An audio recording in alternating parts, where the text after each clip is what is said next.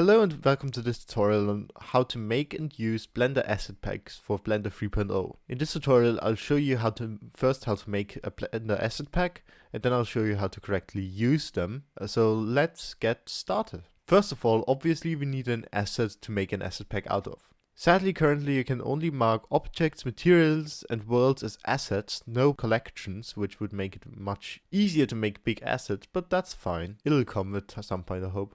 So let's start by making the asset. I'm going to make a table, as you can see in this time lapse. And there we go, we're done.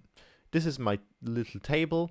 Let's make materials for it. I'm not going to fuss around a lot. I'm just going to make a procedural material. So I'm going to first make a new material, call it table, and add a wave texture, connect that to a bump node, and connect the normal from the bump node into the normal from the principal Psdf. Choose a nice color, like a little bit brown, like maybe a bit more in the red. There we go, that's nice. And look at the wave texture so we can scale it down a bit and distort it. Then add a texture coordinate node with the object input and apply the scale. And now we have a pretty output. Let's look at the principal Psdf and add a world. I'm using Gaffer here, but you can use any method you want.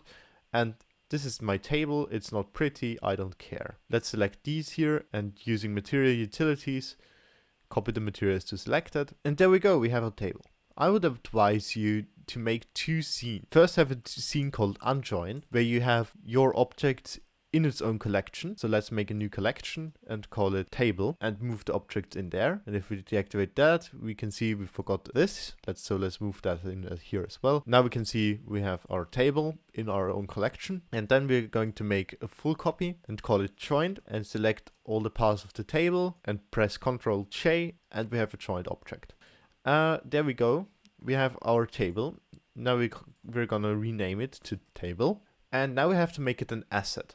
That's fairly easy. We just right click and mark as asset. But now if we go into the asset browser, which you can do by pressing Shift F1, you can cycle between the file browser and the asset browser. So let's make that a little bit larger. So if you look here, we don't have our asset anywhere. There's no table, there's only the assets I have. So how do we add this wonderful table to our asset packs? Well, first of all, we should make a new asset library, as I don't want to contaminate my old asset library. And I'm going to go to file paths, go to asset libraries here, and add a new asset library. We select a folder. For me, that's asset pack Blender tutorial. Say add asset library and call it something like tutorial. As you can see, I have my key assets and my user library. The user library is just everything random stuff. Now you can select your asset library here, tutorial, and you should have your table, and you can just drag and drop the table in here. And I just realized how large this table is, so let's make it a little bit lower, and maybe lower this plate here down as well because it's very high. And now we have a large table. This is, by the way, a model from Blend Swap.